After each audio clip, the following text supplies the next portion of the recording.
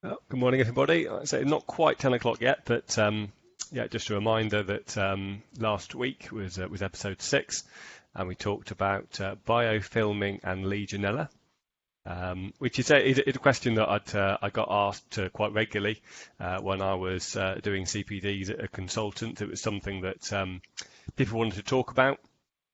So I hope I kind of put your mind at rest regarding that issue and sprinkler systems. So many factors would point toward it's not something to be overly concerned about. Although, of course, we do need to do our bit to make sure that everyone is safe. And so, yeah, it isn't a question of completely forgetting about it, but yeah, the risk is certainly very low. So if you wanted to catch up with that presentation, then you can have a look at the Project Fire website, the Project Fire YouTube channel, and also, no, that's it, isn't it? those two places are the good places to go and view those previous videos. If you're struggling to find them, then do drop me an email. It's sprinklertalk@projectfire.co.uk. Email address is on the last screen of this presentation. And yeah, I do hope that you're finding these presentations useful. Of course, you can tell your colleagues. I'd appreciate people talking about them on LinkedIn, other social media, sending people links, just kind of spreading the word really, so we can grow the audience a little bit and get more people tuning in and ultimately increasing their knowledge about what is quite a niche topic really of automatic fire sprinkler systems. Okay, so I think I do make it 10 o'clock now, so let's start today's presentation, which is about the latest sprinkler news. So this is just me really looking at some of the topics that have been kind of coming out recently, emails that I've been getting, having a look at various websites to see what's going on. Of course, it means I might have missed something. So yeah, do let me know if you think that there was a topic that I missed that I should have covered, and I can either do something about that in a future episode, or tag it on to the next sprinkler news, because there'll be a few of these sort of latest sprinkler news presentations throughout the year. So yeah, I'll maybe tag it on to the next one of those. So yeah, do let me know if you think that I've missed something important. All right, so top story. I don't know if you heard of this, but there's something called coronavirus around. So this obviously is having a major impact on everything, but obviously I'm talking from an automatic fire sprinkler perspective. So that it has it's about construction. How are sprinkler companies sort of dealing with this issue as far as getting onto construction sites and carrying on with the installation of sprinkler systems? I would say, testing and maintenance is another issue as well.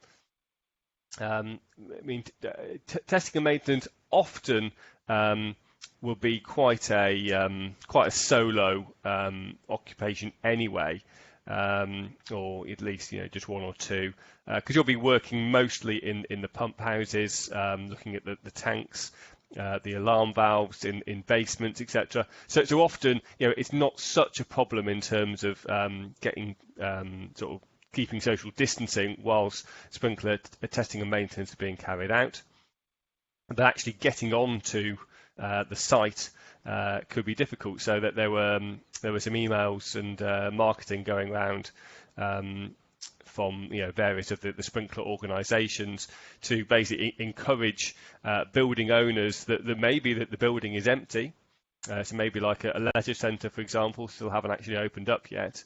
Just encouraging them, do let your sprinkler contractors on site to carry out the testing and maintenance schedule, because obviously we want to keep that sprinkler system in beneficial use.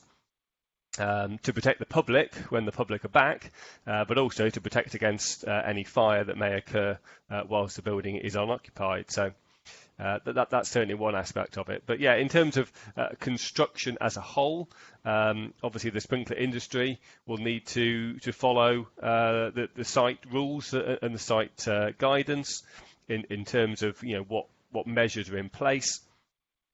And it seems to me that most of these are just the common sense things that we're all being asked to do.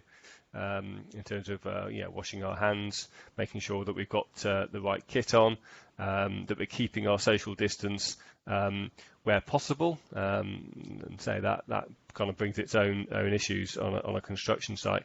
Some of the kind of pinch points are, I guess, kind of entering the site in the first place. So often all of the people have got to kind of go through one entrance so they can kind of sign in and out.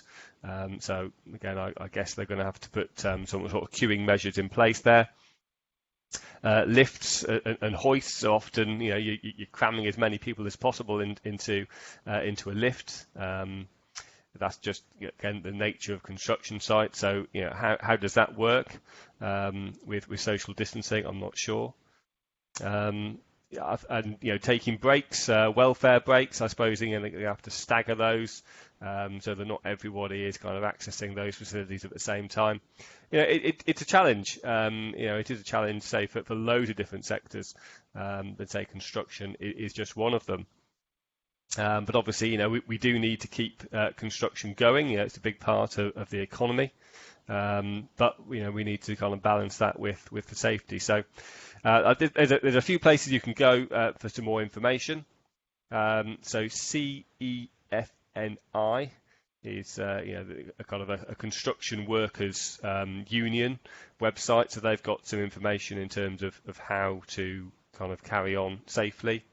And obviously, there's a government guidance which I've given a link to there, and also the FIA. The Fire Industry Association, again, have got their kind of own sort of specific guidelines for the fire industry. So that's where you can go for some more information. Obviously, it'll change very, very quickly. So, if you're watching this on YouTube, even like 6 weeks' time, it's probably out of date already. But yeah, that's where we're up to at the moment. Sprinkler installation is still going ahead. And I think once you're kind of once you're kind of actually doing the installation works, probably not so bad. But say just getting onto the site, getting your equipment where you need it to be, say the welfare breaks, that's all quite challenging really in a construction site that's used to having lots of people kind of crammed together. I just wanted to point you to the Project Fire website. So we've actually done our own sort of news article on this topic. So you can find that on it's on the home page as as a recent thing. So it's on the home page. It's also on our news page as well. So there's a link on the screen there, projectfireproducts.co.uk/news. So that's looking at the topics I've just mentioned in terms of how we're going to manage this, taking some references from other sources. And also what it means is that there's even more benefits to kind of off-site prefabrication of units. Again, there's lots of benefits for those already, but again with COVID, what that means is fewer deliveries, fewer going up and down stairs, less time on site. So it does all actually kind of feed in quite nicely to the advantages that are already there. But now we have this kind of additional restrictions in place on construction sites. So off-site prefabrication is now even more important for construction and obviously for the sprinkler industry as a whole. We sell a product called FirePod, which is a prefabricated unit for either sprinkler zones or for sprinkler installation control valves. Basically, there's kind of three key areas of a sprinkler system: the water supply, the alarm valves, and the zone equipment. So, we got FirePod to cover the alarm valves and the zone valves. So, yeah, do have a look at that story on our website. And also in terms of our product range as well, in terms of remote, our product range offers remote testing of sprinkler equipment. And again, that's again, in a COVID world, that's again even more advantageous to be able to do things remotely. So again, for a hospital, for example, getting onto wards in order to do remote testing of flow switches, for example, can now be done via a central location, and that's all to do with our ZoneCheck addressable technology. So again, have a look at our website if you want to know more about that.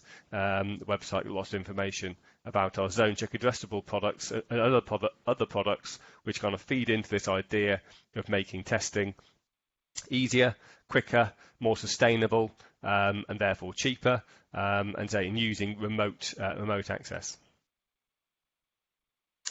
Okay, moving on. Building regulations change. So we mentioned this in one of the first few episodes where we talked about the legislation of where to put sprinklers in place. So it was 18 metres in England, but then we took it down to 11. Sorry, it was 30 metres in England, of course. Yeah, it was 80 metres in Scotland, and now we've gone from 30 metres to 11 metres. So those changes came into place on the 26th of May, and actually will take effect from the 26th of November this year. So that's some more details on that. And this is, of course, 11 metres or 4 stories, whichever is higher, whichever is the kind of the lower limit, I suppose. That's found in section 7.4 of approved document B. So that's available, obviously, to have a look at in the whole thing. There's also kind of an online version which I found, which just is quite useful. Just kind of shows you what the changes are. It kind of so it's only kind of 4 pages worth of writing. So that's, again, on the government website. Have a look at that. And yeah, the whole idea of this is looking at actually getting access from the Fire and Rescue Service point of view. So there is, again, this is one of the things that came up in the Grenfell fire is, well, what kind of ladders have we got for access for buildings? And it turned out that there was only one ladder in a kind of a large area of London that would actually be of any use, and for Grenfell it wasn't available. So they're talking about 11 metres. Why 11 metres? Well, that relates to the height at which a typical fire brigade ladder can reach. Therefore, anything above that limit is going to be very much an increase in risk, because the Fire and Rescue Service are going to find it more difficult to quickly access people that are trapped higher than that up the building. They're obviously going to then start to have to go inside the building to climb upstairs, which is going to take a lot more time and obviously involve a lot more risk to the Fire and Rescue Service themselves. That's not the only change in approved document B. There's also some changes made to the wayfinding signage for Fire and Rescue Service. So yeah, I'm not sure exactly what that is. I must confess I didn't look. But yeah, there is some other changes in approved document B. It's not just the sprinkler height limit change. And yeah, interestingly, there's a BAFSA, which, remember, is the British Automatic Fire Sprinkler Association. They publish a monthly magazine called Sprinkler Focus. And in the May edition, which is currently the latest version that's out there, they have an article about these legislation and standard changes. So yeah, I'd recommend that to have a look at. So you can download that from the BAFSA website, bafsa.org.uk.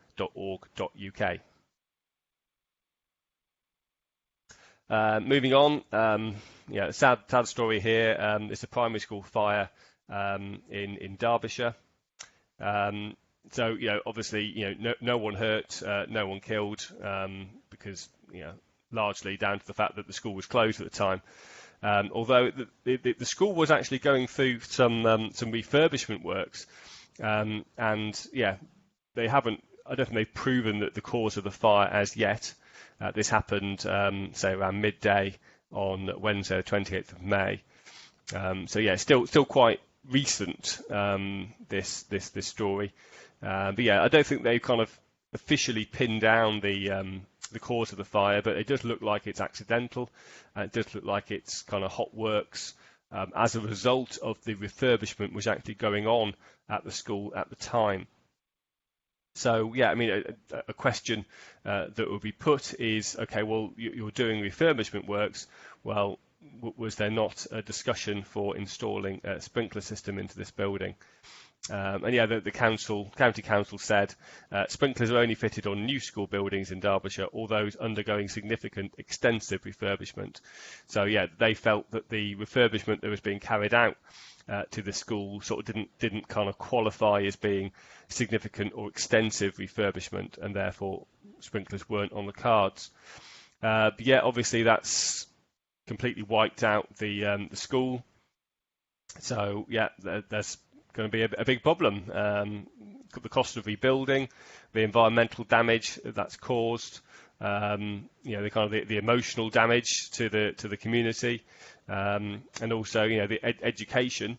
As you know, I've got my children here with me at home. Mostly down to the fact that the schools are still closed in my area. So yeah, when it comes to September and pupils that should go to this school comes around, they won't be able to go back when everyone else is going back, because the whole school has been destroyed here. So yeah, it is an important message in terms of the impact that sprinklers can have, not just for saving lives but saving property as well, and keeping businesses up and running, but also keeping valuable community assets going as well. So yeah, obviously we wish that there was a sprinkler system installed here, but say there was not. Project Fire. A little insight for you in the world of Project Fire. We are so kind of innovative, always driving forwards with new ideas, R&D works, developing products, that I actually had to have a kind of a conversation in terms of, okay, what can I talk about and what can I not talk about, as far as giving you some information in terms of products that are available now and coming soon. This is one that I can talk about. Is initiation boards. So initiation boards are going to be found on any sprinkler system where there is a fire pump, which is most sprinkler systems. So again, in future episodes, I'll actually kind of go through exactly what the initiation board is for, how it works. But yeah, in basic terms, the initiation board houses the pressure switches, and the pressure switches react to a drop in pressure in the sprinkler system, which is in a fire situation is caused by the water exiting via the sprinkler heads, and those pressure switches cause the fire pumps to activate and kind of drive the water in. So Project Fire, and until recently we didn't make these particular product, but these now we do. The actual design is fairly standard. But we are, as with all of our products, we've got a focus on quality, we've got a focus on ease of use, and kind of, looking the part. So you can see we've got this printed backboard here with printed instructions in terms of how to use the board. You can talk to us about custom branding, so we can have branding on the board there for the sprinkler contractor. The sprinkler contractor's contact details can go on that board as well. So it did a focus on quality and ease of use with these initiation boards. The one that's pictured there is what's called a two-way board. So that'll be one for you've got sort of 3 pressure gauges, 3 pressure switches, The one on the right-hand side is for the jockey pump, and the two on the left and centre are for the fire pump. So that's basically for one jockey pump and one fire pump. But we also sell them in 3-way and 4-way, which is when you've got 2 fire pumps or even 3 fire pumps. So yeah, just letting you know that's something new for Project Fire. We're now selling initiation boards into the marketplace. Something else to talk about is BS9251. Again, I think we've already talked about this a little bit. But yeah, apologies if we haven't. So 9251 is the standard for residential and domestic sprinkler systems.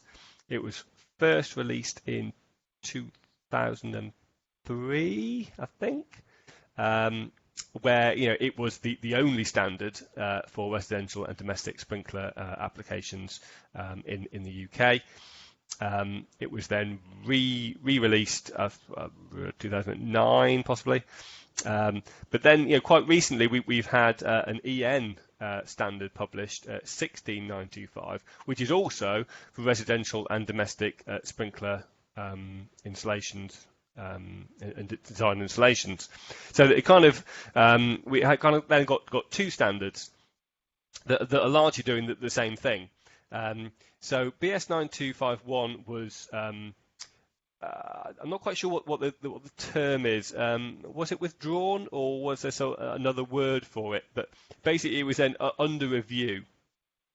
And what I was led to believe is that it was going to be sort of rewritten to address some of the shortfalls of 16925.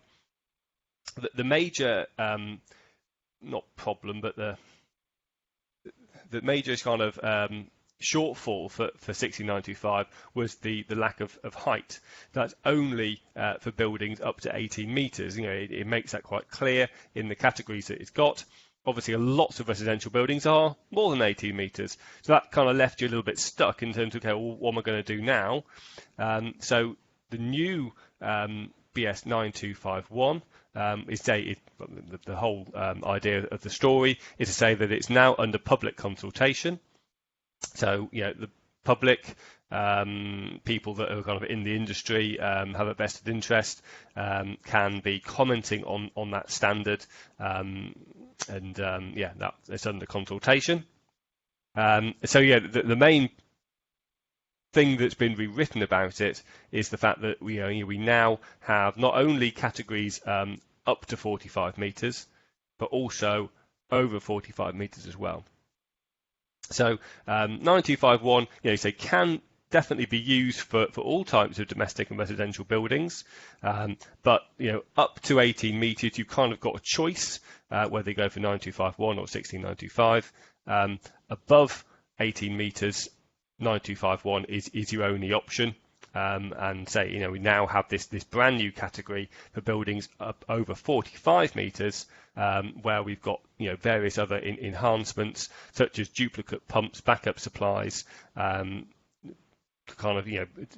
compensate for that extra risk where we're going over 45 metres. We've also got some more details on alarm signalling requirements, so that's kind of been toughened up.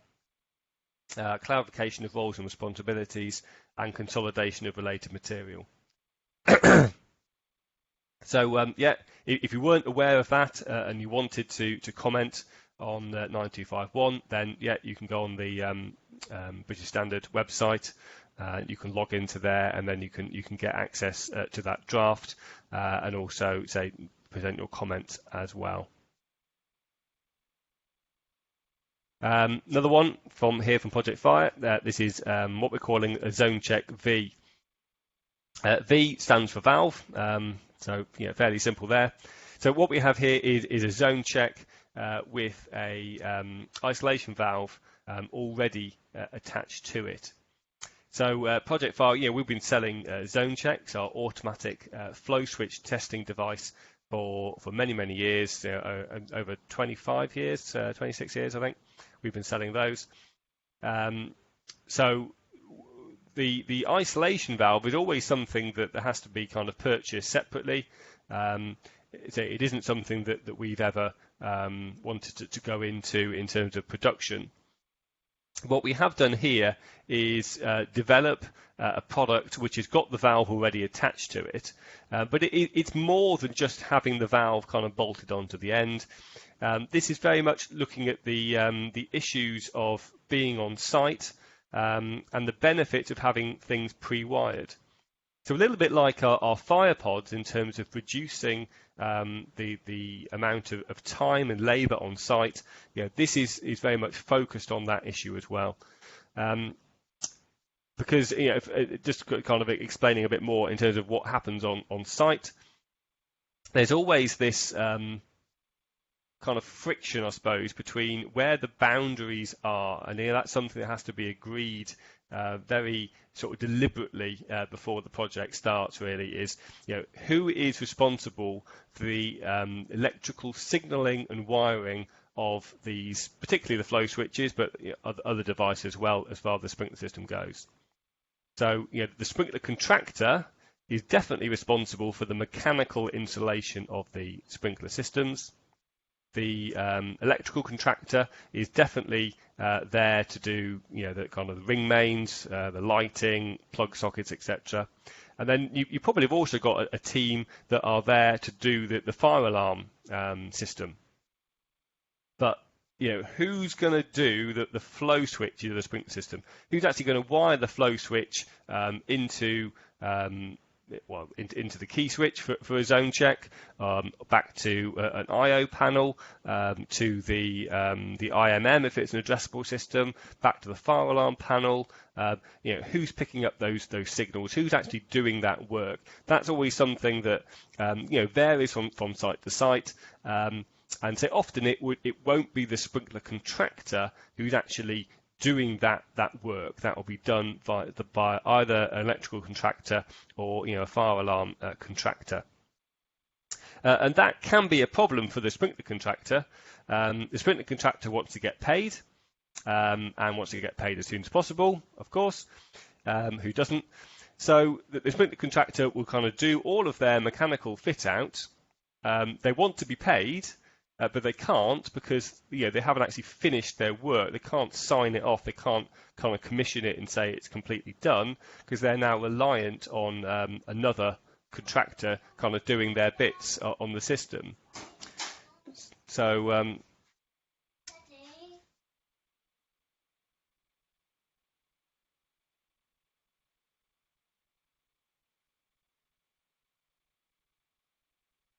sorry about that.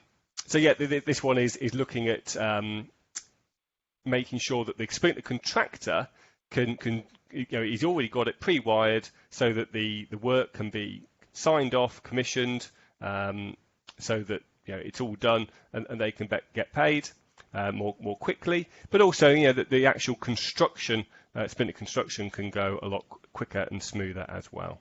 So that's another product there. We're calling it a ZoneCheck V, and that's available to purchase right now. The valve we're using, by the way, is the reason why we chose this particular butterfly valve. So it's not manufactured by us. It's a Victrolic valve. The reason why we chose it is because it's just like the ZoneCheck. It's LPCB, FM, VDS, and UL approved. So it's got the 4 major approvals like the ZoneCheck does. So that we can sell it all over the world. Okay, thanks for listening. Next week, we're going to be looking at the types of sprinkler system. And actually, that's also in the BAFSA newsletter, which again, you can download from bafsa.org.uk. So that in there's an article about types of sprinkler system. So if you want to read that in advance of my presentation, then feel free. It's good to kind of have that as a reminder for what the different types of sprinkler system are. So that might be a change to some kind of listing to what's happening next week. But next week we're doing types of sprinkler system. Okay, thanks so much for listening. I've got a comment here in the chat. Saying that the latest sprinkler guidance for over 11 metres is currently only applicable for residential buildings. Quite right. Yep. So if the building is not a residential one, then those regulations don't be applied. Okay. Thanks a lot for listening. Yeah. And I've got another comment here about LiveTap. So yeah, we'll go absolutely talk about LiveTap another time. Probably when I talk about sprinkler modifications and maintenance work. All right.